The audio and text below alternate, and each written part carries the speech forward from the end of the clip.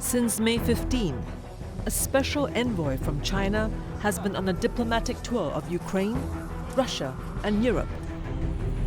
This is the latest step in Beijing's efforts to broker peace in the Russia-Ukraine war, following President Xi Jinping's visit to Moscow in March.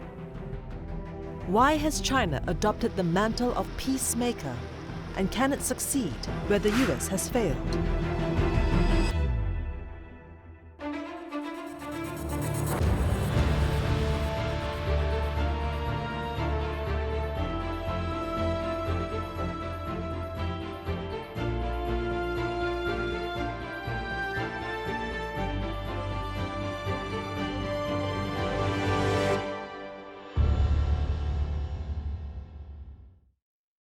Hello and welcome to a special edition of Insight, a panel discussion on China's recent diplomatic efforts on her ambition to be a global peacemaker.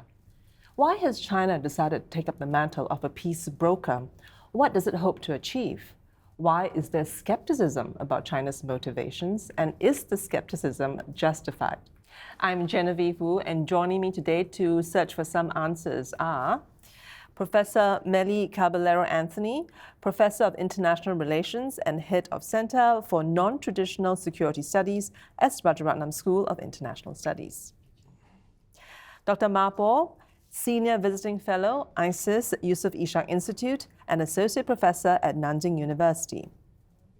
Dr. Chong Jia-yin, Associate Professor of Political Science, National University of Singapore, and Non-Resident Scholar, Carnegie, China. And Dr. Benjamin Ho, Coordinator of the China Program at the S. Rajaratnam School of International Studies. Welcome and thank you for joining our show. Let's begin with the Russia-Ukraine war. Now, Russia's invasion of Ukraine last year, February 22, and to date there's been more than 350,000 casualties combined. Now, when Xi Jinping visited Russia in Moscow earlier this year, there was high hopes and expectations that he would broker a peace between the two sides. Now, what has been the outcome of this very high-profile visit and the subsequent visit by the Defense Minister Li Shangfu to Moscow soon after? Melly, do you want to kick it off for us? Yeah, thank you, Jen. Let me start by saying that any initiative to broker peace should really be appreciated, regardless of who does it, particularly in a very dire situation like what we see in Ukraine with, as you said, hundreds of thousands of people have already died, and I think conservatively over 5 million people have been displaced. So the initiative by China to speak to Putin, I think, and also the phone call to President Zelensky are promising initiatives, but the outcome is really, indeterminate at the moment. I think what is important to appreciate is that some efforts are being done to at least speak to the two leaders. However, there are concerns about, or maybe reservations about, the neutrality of China. If you're a peacemaker, you are expected to be neutral. And China, because of its failure to condemn the war in Ukraine, the invasion of Ukraine, has appeared to be less than neutral. Yeah, I think I agree with Professor Melly's comments on peace should be respected and should be encouraged, no matter who come to play these peacemaker roles. But regarding to your question, I think from my knowledge, the West was actually disbelief that China can play a role of peacebreaker to the Russian-Ukraine crisis from the beginning. But then I think their attitude changed to suspicious because they don't know what really happened in the back door between Putin and Xi Jinping's talk, given their very close personal relationship. And then eventually, I think recently the West, some media has give the tone of supportive, and they believe China is a very important partner to end this war. So I think there's this change of attitude, and I don't think the West give very high hope that Xi Jinping China will play actually the very defending role in ending the war. And why not? Why the skepticism that the West has about and the hopes? Well, my view, and this is where I might differ a bit from Melly's point, what China is basically trying to do is that it is trying to claim the moral high ground. And this is really in terms of a comparison where it points to the United States and saying, you guys are the ones supplying Ukraine with weapons and everything, and to problematize this war and to muddle it further. Whereas just because we did not condemn doesn't mean we are supporting. So I think this is where China's so-called neutrality still has some kind of basis in the sense that what they're saying is that let's just see who is really doing what on the ground. Any peacemaker, the PRC included, needs to simultaneously solve three problems, right? The first is the Europeans want some sort of strategic restraint from Russia, some sort of credible promise that Russia, if the war stops, will not go back to using aggression again. Indeed. The Ukrainians want that, but they also want their territory back. And the Russians, because of the way that Putin has really enveloped himself in this rhetoric that the war is, for Russia's survival, is existential, they need to reclaim the territory, it's key to Russian security, want to have some ability to demonstrate success. So for any peacemaker, including the PRC, they have to be able to deliver on all these three fronts simultaneously. Otherwise, there's not going to be a meeting of minds among the various parties, and any sort of effort, I think, will probably not move along very far. But at the same time, I think when we say, can Beijing deliver, it's really something that's asking too much at this stage, because I think what you would do if you're a peacemaker in a highly volatile situation is to ensure at least a very, very modest gains in trying to see whether you can even get the two parties to speak, right? And I think that's very important. So you have to be able to tell Russia to stop, right? Or even Ukraine to stop violence. I mean, there's no more rules of engagement. You no longer recognize even, schools which are supposed to be no-goes, or even hospitals. And it's changing the whole nature of war, so to speak, the rules of engagement. So I think principles have to be laid out, and I think that wasn't very clear. They didn't come out in the 12 whatever steps that President Xi has mentioned. So speaking of the 12-point peace plan that Xi Jinping did bring up in his meeting with Putin, I mean, some of the points that he called for was, of course, is a call for, of course, peace, respect for sovereignty, no use of nuclear arms. But what was missing in the 12-point plan was the withdrawal of Russian troops. And that was very different from the UN General Assembly's plan that happened just before that. Why is China not calling for Russian withdrawal? China has quite limited influence on Russia's war with Ukraine, as China's Minister Qin Gang actually mentioned quite a few times. China is not a party of the war. It wants to play some constructive role, but everybody knows nowadays the war is between Russia, Ukraine, and the US. Actually, that's what happened right now. So I think if China jumps in to ask what you said, that why not withdraw your troops first, I think that will further isolate Vladimir Putin, which may not result in a feasible outcome, and it might actually make Russia feel more isolated. So I slightly disagree with my friend Mabo by saying that I don't think that the US is party to the war, but I do recognize his point that not talking about withdrawal, that's the sort of third set of the three problems I talked about. Because if you're talking about withdrawal now, it's not something that Putin or I think the Russian public under Putin's influence can accept. So if you put that on the table, that will probably kill any chance for a deal. Moscow will probably reject it. So that unfortunately can't be on the cards for now. Okay, then if that's the case, what leverage does China actually have on Putin to push for peace? Well, I think definitely President Xi Jinping and Putin have very close personal relationships.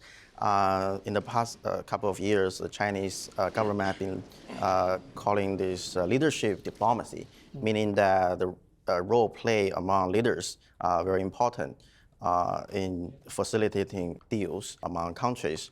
Yeah, but I don't necessarily call it leverage, but what is it that China can offer?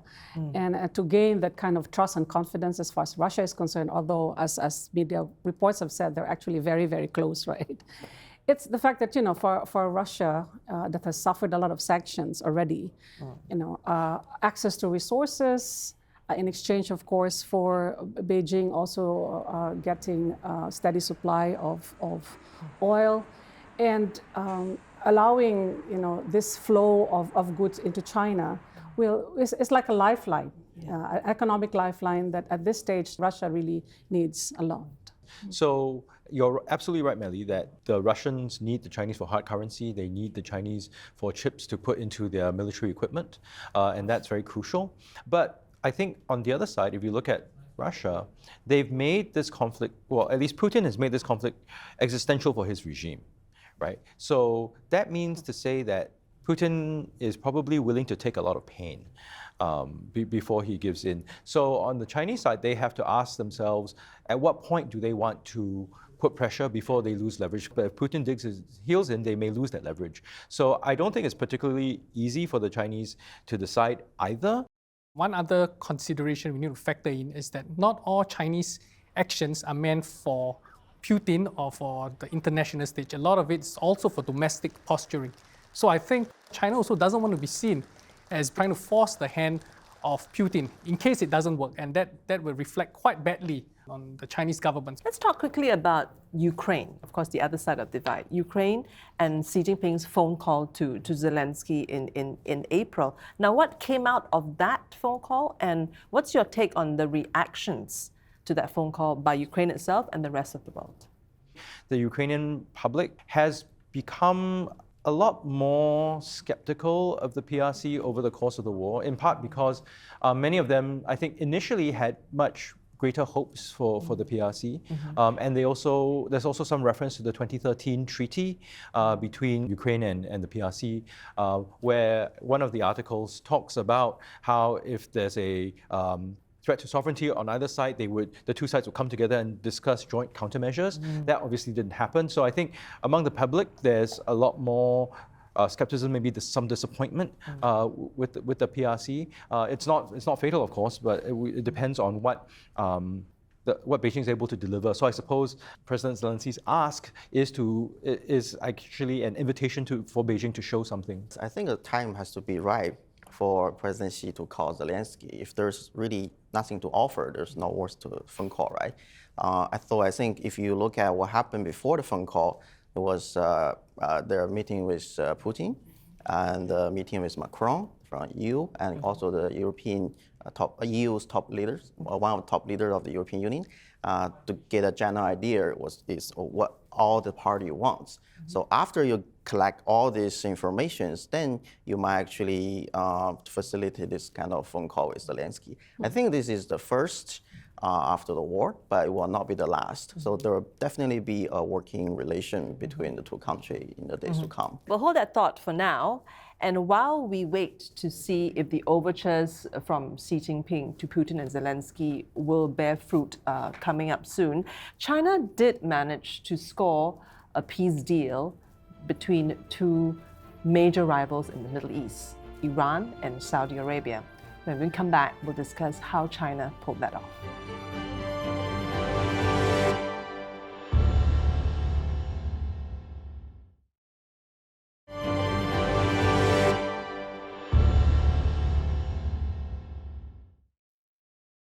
Welcome back to a special edition of Insight, a panel discussion on China as a global peacemaker.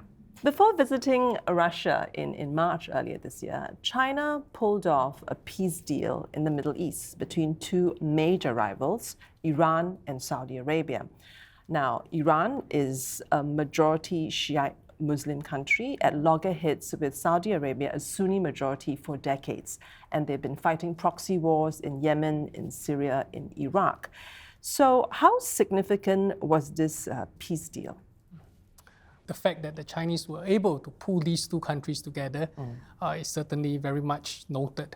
For a long time, the Middle East has traditionally been a very difficult region diplomatically. Countries have tried to play some kind of role. The United States have tried, didn't do very well.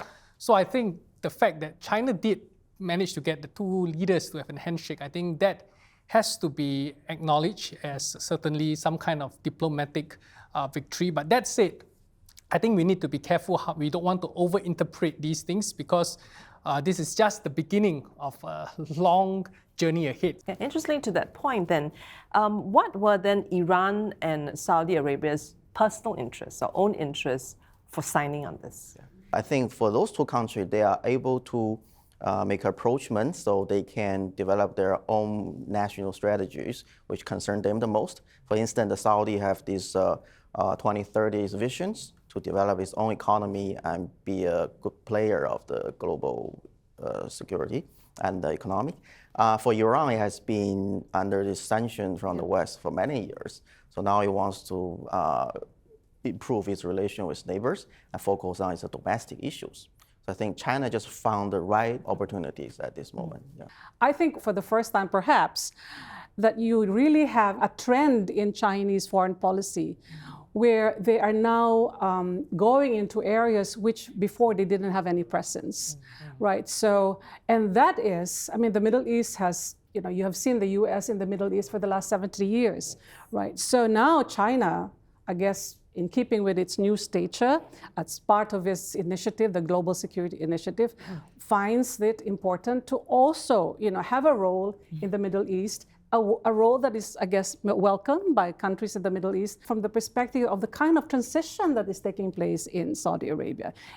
You now have a crown prince that obviously wants to show that you're not just reliant solely on one power, you want to diversify, you want to also hedge. So the fact that China brokered this deal, is it a sign of waning US influence, or is that overstating it? So I think it reflects a certain change in the U.S. role in the Middle East. I'd also be careful about calling this a peace deal. I mean, it's basically an unfreezing of relations, a reestablishment of diplomatic ties. A lot of the friction in Yemen is still going on. That having been said, I think what we are also observing is that before, the U.S. was far more invested in the Middle East and in its relationship with Saudi Arabia because of its greater dependence on Middle Eastern oil. But as the United States becomes more energy independent, there is less of a need, I think, to perhaps put as much on the table in the Middle East as before. So perhaps the Riyadh recognizes this as well. And in comparison, despite China's own efforts at investing in renewables, it is and looks to remain a major sort of importer of energy from the Middle East. And perhaps from that perspective, both Riyadh and Tehran recognize that maybe working with the PRC under these changed circumstances may be more helpful. If you also want to push the analysis further, when you say, is this an indication of the decline of the US? Maybe you could see the decline perhaps of the US leadership in that part of the world. I mean, when you talk about, when you think about the, during the time of President Trump, and he basically didn't want to be seen to be investing in the Middle East. And this is what I say, the frustration of Saudi Arabia when there was no retaliatory action for the United States. And the impression, the optics that resulted as a result of the way they have withdrawn, for example, from Afghanistan. So the question is the U.S., I think if you're Saudi Arabia, you would ask yourself the question, is the U.S. a reliable partner? I think you can add that to Iran as well. With the U.S. withdrawing from the nuclear deal, yes. That has created an impression that the U.S. may not be a worthwhile or reliable interlocutor. Country in the Middle East, country in Africa, even country in Latin America, felt they're being ignored by the US and by the West. So at this time, I think building on this strong economic tie between China and this region, they actually want to bring someone new to help them to facilitate some peace deal or solve their problem. And I would even flip this and say that right now China, for a long time, it sees itself as a purely regional power, but now it has ambitions of a global power. And part of the ambitions of a global power is to go into areas where the previous global power, if you call the US, did not succeed. And I think this is very telling that the Chinese have even ambitions to go into the Middle East, notwithstanding the problems in the Middle East. So I would say that's a good reflection of China's global ambitions. And the Middle East is one area where any claims to global ambitions, you've got to be part of the Middle East situation. Emmanuel Macron of France also recently said that Europe should not be a vassal of the US. Is that also another indication that the US influence is waning? Does Macron speak for Europe or not?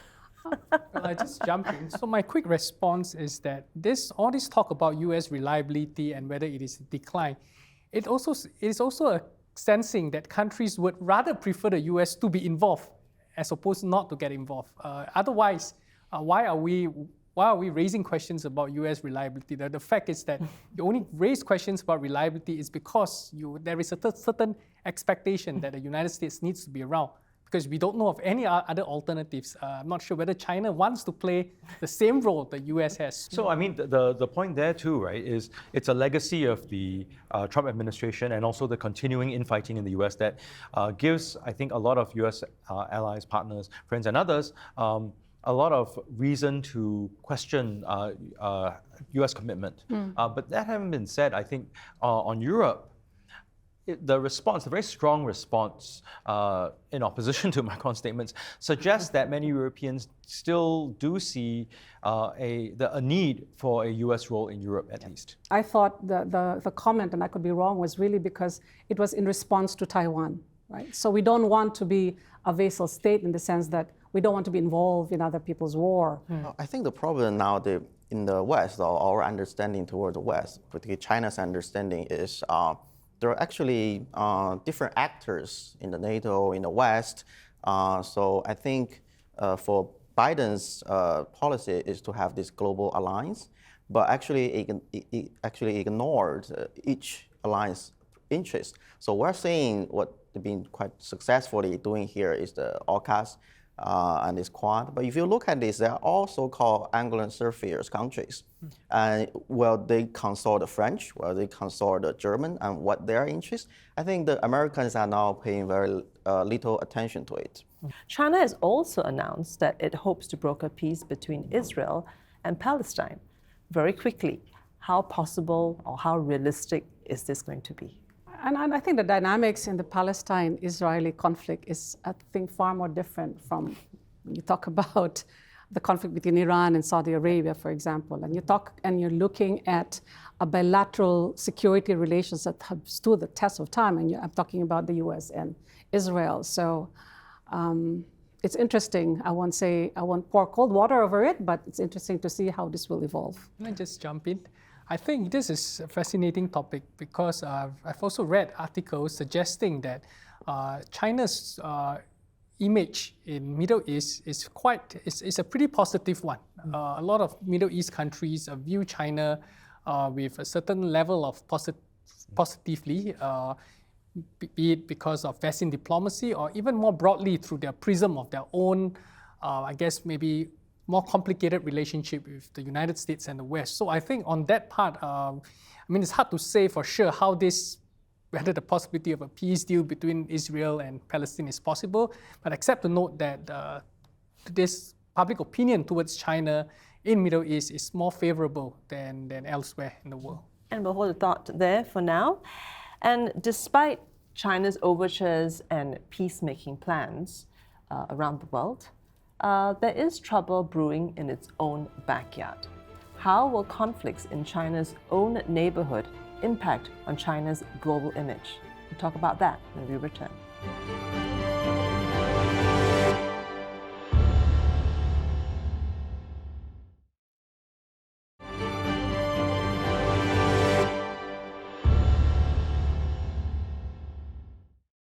Welcome back. You're watching Insight, a special edition where we discuss China's ambition to be a global peacemaker.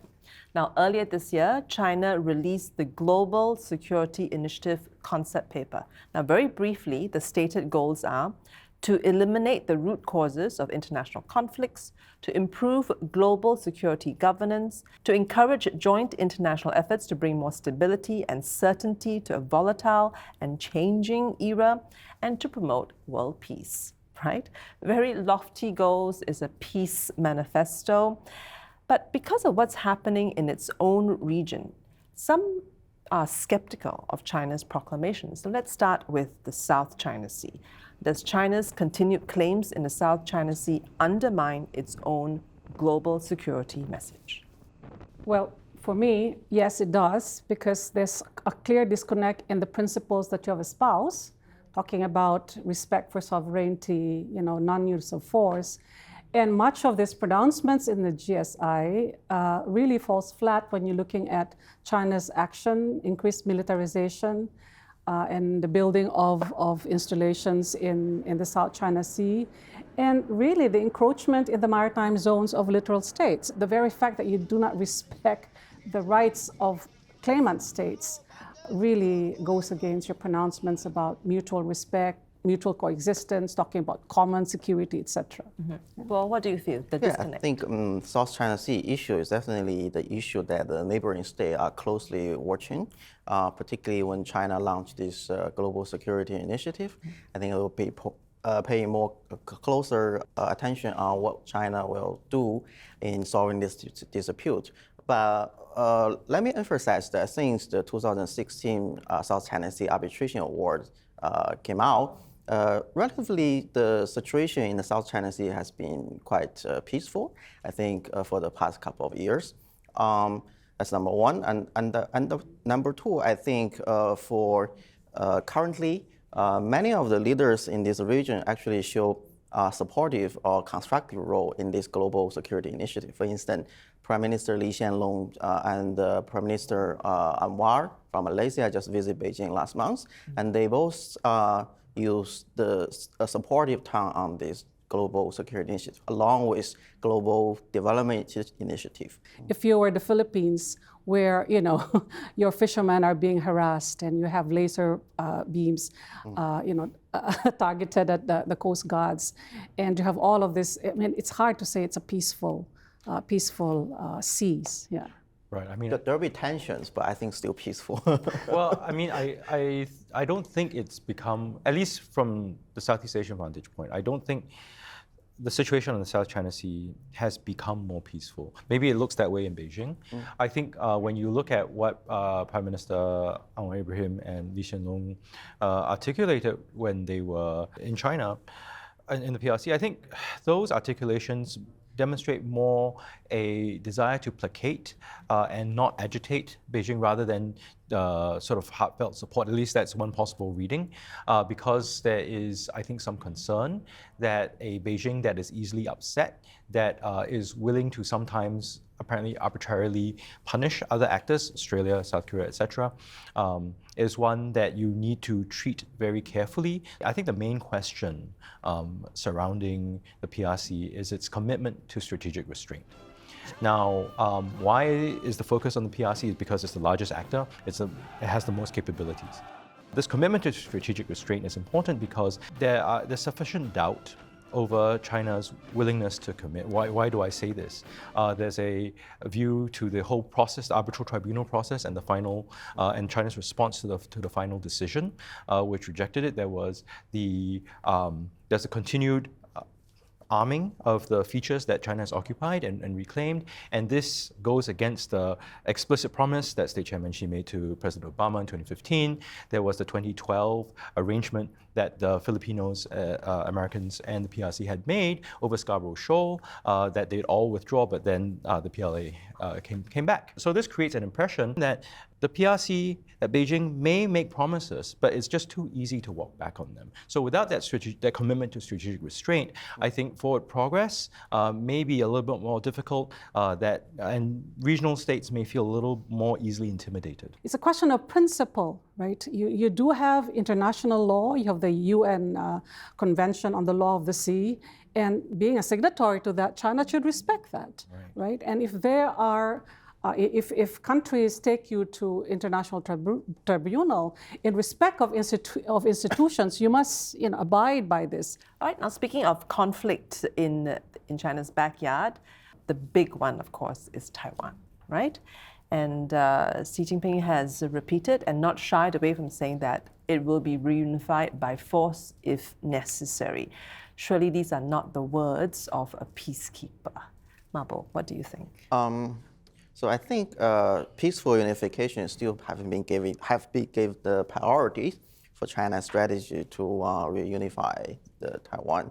And also, I think since the issue has been very pressing in the past few years. So you look back, actually the U.S. has been giving warning shots to original state that China want to take Taiwan back militarily. That has been well documented and mentioned. President Biden actually said 4 times that the U.S. want to defend Taiwan if being attacked. So things we all know that this is China's so-called one China principle. Here it's called one China policy. But it's really the red line for China to conduct any diplomatic relation with another countries. So I think this is the issue that China takes very seriously. China has always claimed Taiwan as an internal issue. So in that sense, it doesn't contradict its role as a global peacemaker, because this is not a global international issue. This is a domestic affair. Obviously, countries around the region will probably not agree, but I think this is where the Chinese government will just justify it as this is our own domestic affairs and they have the right to do so. Well, that's Beijing's claim, obviously. But I think if you're looking at any instability in the region over Taiwan, it would affect the region. So you're thinking about shipping, air lanes between Northeast and Southeast Asia. You're thinking about submarine cables. All these would be affected. So the region is deeply entrenched in whatever Beijing calls the differences with Taiwan. And moreover, what people on Taiwan are seeing are lots of military flights, lots of naval operation exercises near them, and it is creating more suspicion, more skepticism, and less willingness to come under Beijing's control. I'd like to pick up on what Ian has said about building trust. And that is one characteristic, one element of a peaceful power, right? And you cannot simply just say it is an internal matter. So even if we use force, it's none of your business, because any use of force again goes to the very principle that you have espoused, yes. And if you were the people of Taiwan, all the constant intimidation, right, just eats into the kind of trust. Trust has to be earned if you are, especially if you're seen as a regional power, not just to mention a global power.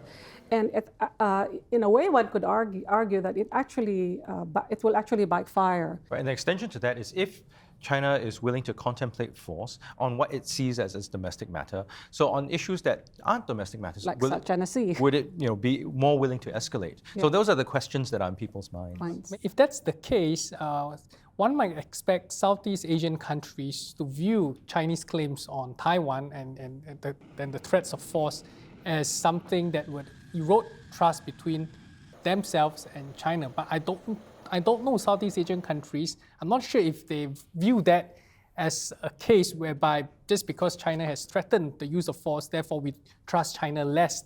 Once you establish diplomatic relation with PRC, by default, you recognize one China principles, meaning That's Taiwan is a domestic issue for China. So I think this is the thing I think I need to. Well, that's not true. For instance, if you look at the U.S. one China policy, the U.S. acknowledges that Chinese on both sides of the strait say there's one China, right? That's the U.S. one China policy. If you look at the Singapore one China policy, Singapore recognizes the PRC. It recognizes, accepts that Taiwan is part of China, but it doesn't also have this other clause that some others have, which is seeing the PRC as the sole legitimate government of China is more ambivalent on that. So on the one China policies, in the plural, there's a lot of variation, and they're not the same. If this is a sort of diplomatic sleight of hand to establish relations, that's actually tension. Why the Taiwan Strait issue will be very escalating at this moment is that they are very disagree on what this one China principle or policy is, right? But no, I think we know that what the will one China cause principle is. That will cause actually conflicts among this region. It's a very serious issue, I think. Well, so I have to admit. Right. So the one China policy, one China principle, which is PRC, that's pretty clear. It's the question is whether others have the ability to determine what their own policies are. Beijing disagrees with various governments, agrees with some other governments on that. But I think in practical level, I think only the U.S. government has openly said that we want to defend Taiwan. If you ask the Australian Foreign Minister, Penny Wong just clearly said that our cooperation with the U.S. will not involve in Taiwan issues. So clearly, even in China's own backyard, there is ambiguity. How should we trust that China can broker peace elsewhere? Maybe just a quick thought from each of you. Well, my short answer is always it's harder to be peaceful domestically than outside. Yeah. I mean, we see that in all sorts of examples. So I would say because there is a much greater stakes within your own region as opposed to outside the region where the stakes might be lesser. So the PRC is an interested party in disputes in the region, right? In places where it's not an interested party, it probably has more flexibility. And so this, of course, comes back to my issue about being able to commit to strategic restraint. That's what I think will build sufficient trust. And that's something that I think we are waiting for Beijing to demonstrate. Yeah. Well, in reality, I think China's last time of use force, largely used force, is 1979, the border war with Vietnam, right? So the past 40 years, you don't really see PRC really launch attacks on another country for all kinds of issues. That's the false equivalence argument, right? Well, I agree with the point that it's harder to have peace in your own backyard.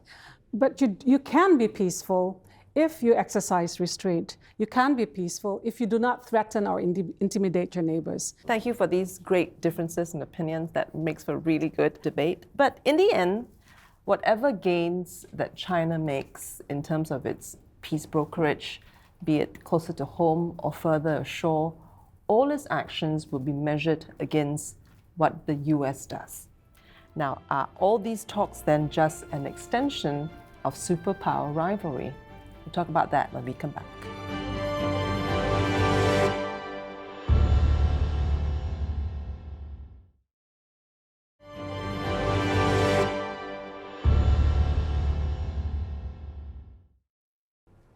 Thank you for staying with us. You're watching a special edition of Insight, a panel discussion on China's ambition as a global peacemaker. Now, China has been recently ramping up its diplomatic efforts, now taking up the mantle of peacemaker in Ukraine and Russia, Iran, Saudi Arabia, and possibly even wading into Israel and Palestine.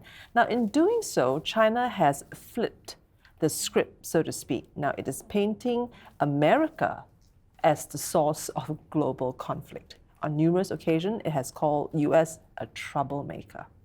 What is your assessment then of China's criticism of US foreign policy? Has the US indeed be destabilizing global security? I'll just jump in. I think, I guess it's not difficult to criticize US foreign policy because Americans themselves have been criticizing their own country's foreign policies.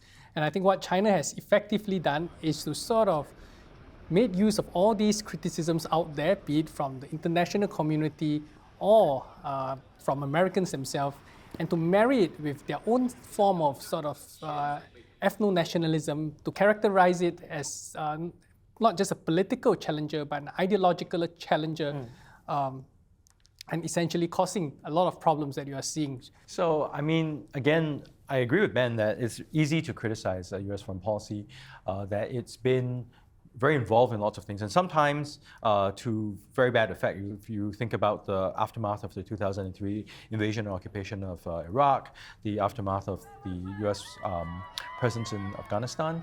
But I think all this comes as a price of being a major actor in the world that tries to provide some sort of order, and of course the benefits of those order are not distributed evenly.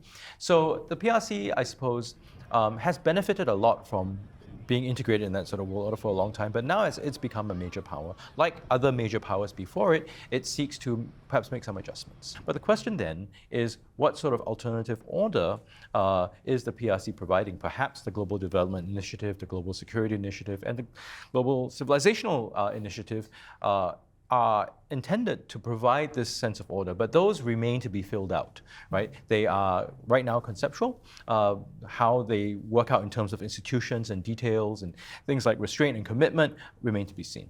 Mm-hmm. Now, if China achieves more security victories in the months ahead, say for example, Russia and Ukraine, maybe even Israel, Palestine, it makes some headway. What does it mean for the rest of the world? Does it mean that China has increased its stature? Does it mean that China's sphere of influence would have expanded greatly? Well, I think it is good for the rest of the world if there's actually peace in the Middle East. And it is also fitting with China's pronouncement of being a responsible global powers. So on the one hand, that's really something to be welcome. But the question, as I would like to pick up on what Ian raised earlier about, so if you keep on criticizing the US for being a warmonger, this is why Donald Trump was saying, you expect so much from us and our role is not being appreciated. I mean, that's on the one hand.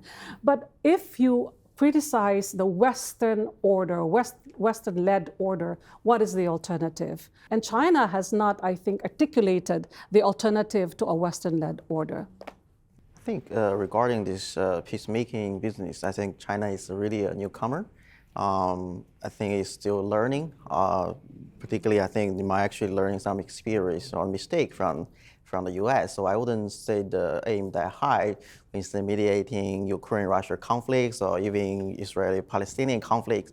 I think China can gradually, incrementally build some credentials. For instance, what I have been saying is maybe China can break a peace deal between diplomatic rapprochement between Malaysia and North Korea, because currently they don't have foreign relations, and maybe play an important constructive role in Myanmar issues. So I think maybe China can do this doing this incrementally to build up this experience and have some credentials.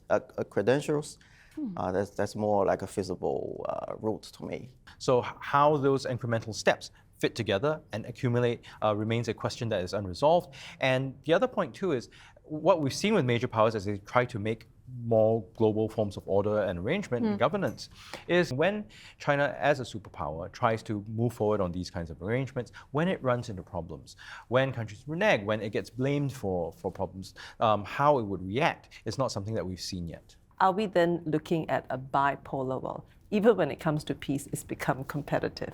Are we looking at a bipolar world, and what does it mean?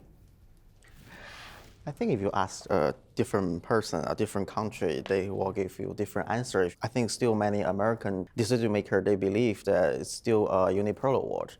With the US in the top, making the rules and so-called liberal internationalism. And also if you ask China, it will emphasize it's a multipolar world, right? Right? Yeah. If you talk about the distribution of capabilities, distribution of power, then maybe we're getting into maybe a bipolar world. But if you're talking about a bipolar world, meaning one that's bifurcated like the Cold War, I think the world right now is a lot more integrated to make that kind of a move more costly and more difficult. Yeah, I agree. If you're talking about distribution of power, yes, or you're talking about two poles, we're not there yet. We'll probably be there. But it's also a bit, there has to be some nuance. There are countries that may not have the same power parity with the US and with China, but play equally influence, right? You're looking at India, you're looking at Japan, you're looking at Australia. Are powers that are actually making influence, that are also participating in ensuring that a rules-based order is actually observed. So, and it's really different from the kind of Cold War bipolar world that we had in the past. I'll just jump in. I mean, to paraphrase a very well-known political scientist, polarity is what states make of it. So if you go by that logic, it really depends on the political worldview of the countries involved in this geopolitical competition. And it goes back to my earlier point about whether it's an inclusive worldview of an exclusive.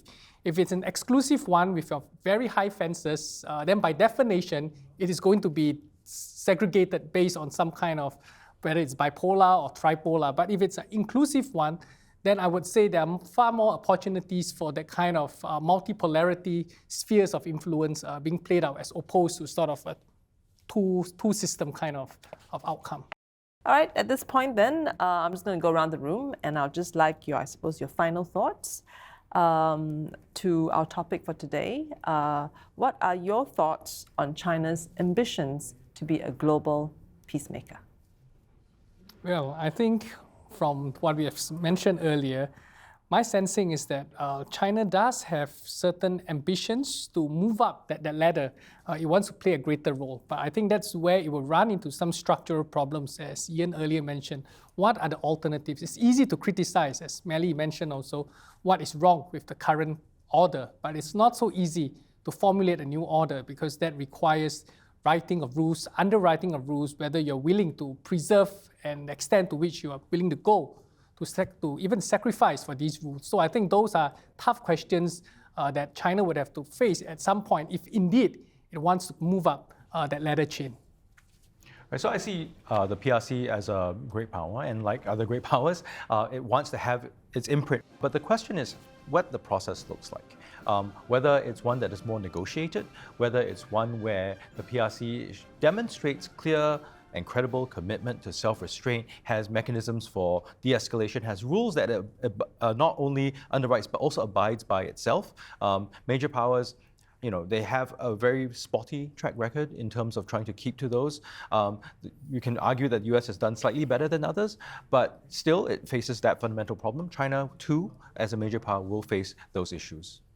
I think the word of peace in today's world is both a treasure and also a luxury.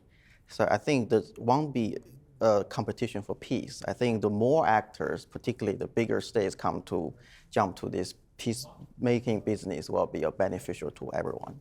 Yeah. Well, I think we can expect China to really play a big role. I mean, this is why you have the GSI, you have the GDI, which I think you don't forget. I think the idea that security is development will find a lot of traction, not just in this part of the world, but in many parts of the world. But what is important, I think, for a peaceful world, you can have a cold peace, as some people would say. You can have two countries, they can cooperate, they can compete, right? But at the same time, minimize or mitigate any confrontation. All right. Yeah. There's been so many interesting perspectives, so many diverse opinions. There's a lot for us to chew on.